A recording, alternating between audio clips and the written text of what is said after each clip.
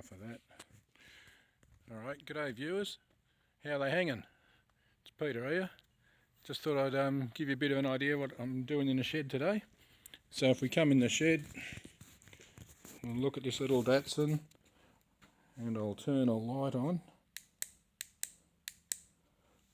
Alright, now can you see what I've got happening here? First off, have a look at this World War II dial indicator. It's got a G-clamp type setup with a ground and machined post going across to the actual gauge, which is running down onto the crank. Now, this was made in World War II, so I don't know if you can see just below here. I might move the light. It definitely says 1943. I think you can see 1943. So that's from World War II. So I've got it sitting on the journal there, as you can see. The journals I'm happy with for a backyard build. And what I've got is just a spanner on the end of the shaft. So let's see how bent this crank is. So if I give it a bit of a swing,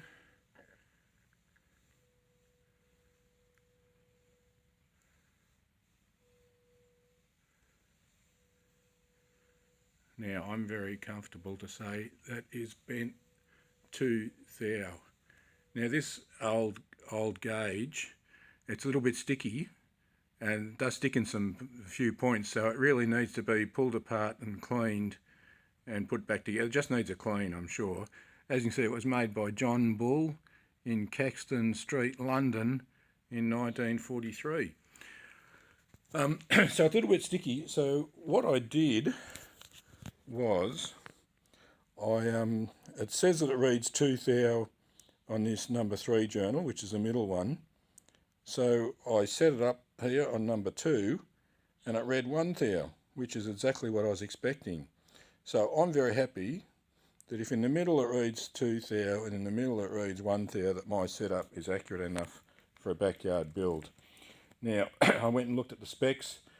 Brand new crank, the range they expect is about 1.8 thou.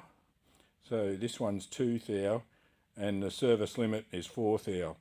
So I'm very happy that this crank is going to be good enough for me to use. Now, I've spent some money. So, yeah, there's people have variously described me as being tight with a dollar, and I think there's probably good reason for that. Other people have said that I'm as watertight as a fish's arse when it comes to financial matters, but I've spent some money. So the first thing that I did was I bought a cylinder hone. Now, I do have a 3-legged spring-loaded hone, and but with this job, I've got to take the bore out. Those 3-legged cylinder spring-loaded ones, they're probably okay if you just need to take off a 15th of a millimetre, and everybody knows a 15th of a millimetre is about 1/3 of a thou, so they're fine for that. But I needed to take off about 6 thou. So this machine here, it came from India and it was about $220, but it's got 4 stones and they're not spring loaded. You actually rotate this knurled nut and it moves all four stones out equally, and there's no spring, so when it comes to size it just loses contact, so it doesn't get any bigger. So I thought this would be better for this application. And it has a flexible coupling at this end, so that's flexible. But because I've got to do so much, what I've got is I've got a bit of 1/2-inch heater hose that I'm going to put on there. I'll cut about 2 inches off and put a plug in it, because this is 15 mil or something, and it won't fit in my drill. So I'll turn up something in the lathe, and so it will have a flexible coupling at that end and a flexible coupling via rubber hose at that end, and I think that will help to keep it true in the bore. And we'll see how my cheap China or Indian cylinder hone goes. So that's some money I spent. The next thing is I've got some Hypertech pistons. Now these are for an E3 Mazda, so they are actually, they've got a relief for a valve down there, but they are flat tops, and they are 78 millimeters. They're +1, or +1 for Mazda, which is because Mazda's standard bore is 77 and the Nissan standard bore is 76. So I might get a bit confusing because I'm talking half in metric and half in thous here, but that's just to keep you fellas on your toes. Alright, now I'm a bit partial to Hastings rings and King bearings. So I did find these, there's the right way, these Hastings rings are PR 1541s 030s. So they are 77.75, and I'm thinking about honing this out to 77.7, somewhere around there, and getting the pistons machined down. And if that all turns to shit, we'll bore it out to 78 and use these pistons, and I'll buy a new set of rings. So the King bearings, these are the Conrod bearings. They're 4442s. You can see they're 1/4 mil under, and that's the Conrod bearings.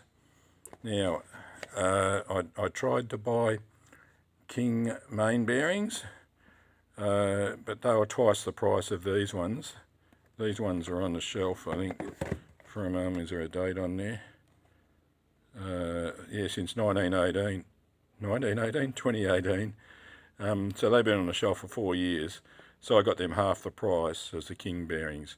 Now ACL is a good company. If there's any grey-haired old bastards out there like me, in the 1960s, Jack Brabham was a racing car driver, and he was the first and only, and probably never always will be, person to design and build and drive a race car to win the World Championship in Formula 1. And he did that, I think, in 1959, I think 61 and 62, something like that.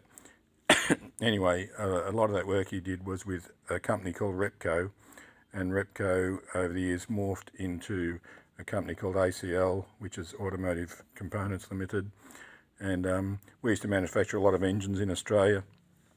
ACL produced all the pistons and bearings and rings for all our domestic market, and Holden used to export engines overseas to Europe and South Africa and Asia. Was a big part. We used to make good engines actually, so there's nothing wrong with ACL bearings. So I'm happy with all the components that I've bought, and the only other thing I can tell you is money. Alright, so in my little book here, I paid $30 for the block, the pistons cost $72, the rod bearings were $37, the main bearings were $62, the gasket kit was $41. I was real happy with the quality of that actually. I got that from Malaysia, and they used to manufacture these engines in Malaysia up until the 90s, I think. And that gasket set, I'm happy with the quality and I'm happy with the price. And the rings I paid $87 for. So it owes me about $400 at the minute. I've still got to pay to get the headwork done, and probably $200 on the pistons unless I get it rebored. So fellas, that brings you up to speed. So uru, and we'll see where we go to next time.